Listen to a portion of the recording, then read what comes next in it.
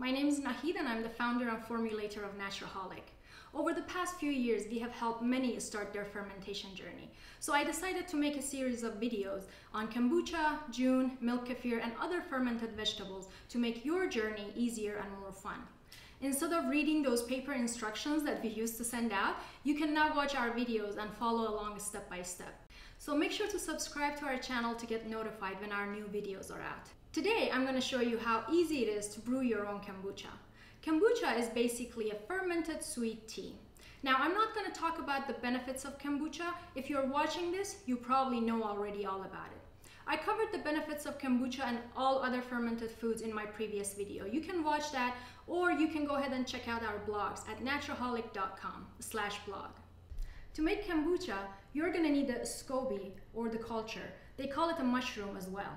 You can get this SCOBY from a friend or neighbor who's making kombucha, or you can buy one from our shop at naturaholic.com/shop.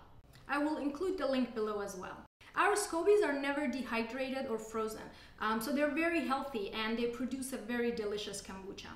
Aside from the SCOBY, you're going to need some starter liquid or kombucha from the previous batch. This will be included in your order when you shop from us. You're also going to need loose leaf tea, preferably organic black or green tea, sugar, water or boiling water to make tea, plastic strainer, cheesecloth or coffee filter, a glass jar, and a rubber band. Make sure you're not using any metal in the process. Because of the acidic composition of kombucha, it tends to leach toxins from its container. So always use a glass jar instead of plastic or metal, and always use a wooden or plastic spoon and plastic strainer or stainless steel if you can find one. Also, I recommend using a loose leaf tea instead of tea bag.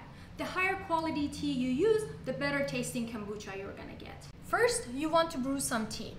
You will need to boil some water in a kettle, a pot, or one of these electric kettles.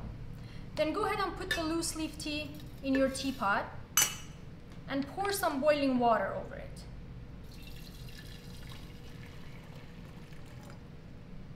You can let the tea steep for 10 to 15 minutes, or to expedite the process, you can transfer it to the stove on the lowest heat setting of the stove for 3 to 4 minutes.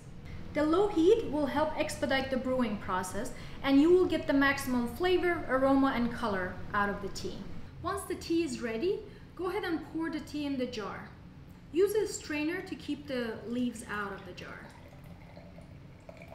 Then go ahead and dilute this with the remaining hot water.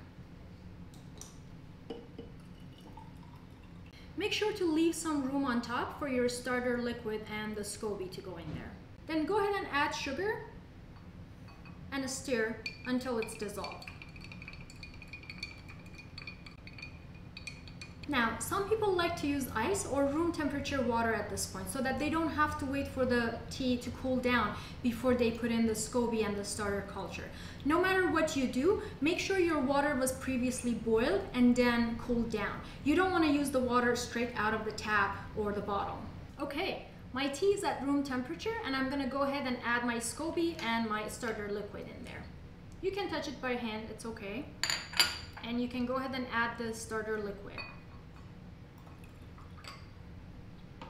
Sugar is essential for the fermentation process. The bacteria feeds off of sugar and tannins in the tea and ferment the tea. So by the time you are ready to enjoy the kombucha, there's very little to no sugar left in there at all. It's all consumed by the bacteria. So don't worry about the sugar content, and don't put your Scobies on a sugar-free diet. It's not gonna work and they're gonna die. Then I'm gonna go ahead and cover it with a cloth or a coffee filter, secure it with a rubber band. Now, fermentation can take anywhere from 7 to 30 days, and it depends on many factors, like the room temperature, the season of the year, the size and the number of the SCOBYs that you have in there versus the amount of liquid and sugar you have in your kombucha. The heat speeds up the fermentation process. The ideal temperature for kombucha is about 75 to 85 degrees. In summertime, I usually leave my kombucha for about 7 days, whereas in wintertime, I sometimes leave it for 3 to 4 weeks. Or if I'm traveling in summertime and I know I'm not going to be able to attend to my kombucha for 2-3 weeks, I just double the amount of liquid and sugar in there to make sure while I'm gone, my Scobies are not going to starve. Place the jar on the kitchen counter away from direct sunlight, or you can store it in the cabinet if you're sure you're not going to forget about it. I keep mine right here on the kitchen counter. You can test your kombucha periodically to make sure it's ready. Using a wood or plastic spoon, gently push down the SCOBY and get some of the liquid out and taste it.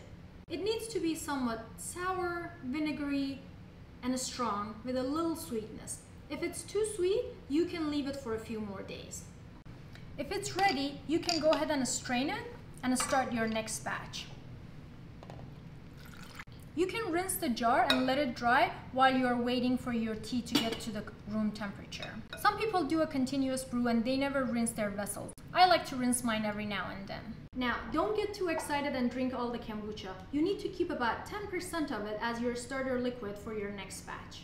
You can enjoy this kombucha as is, or you can do a second ferment, which I highly recommend to give it a little flavor and a whole lot of carbonation. I hope you found this video helpful. In my next video, I'm going to show you some tips on second fermentation and getting your kombucha to that refreshing, bubbly beverage that everybody enjoys. Whether you have tried brewing before or you're just getting started, I would love to hear about your experiences. Please send us your questions and comments, and don't forget to like, comment, and subscribe, and click on that bell to get notification for our future videos. Stay tuned and happy brewing!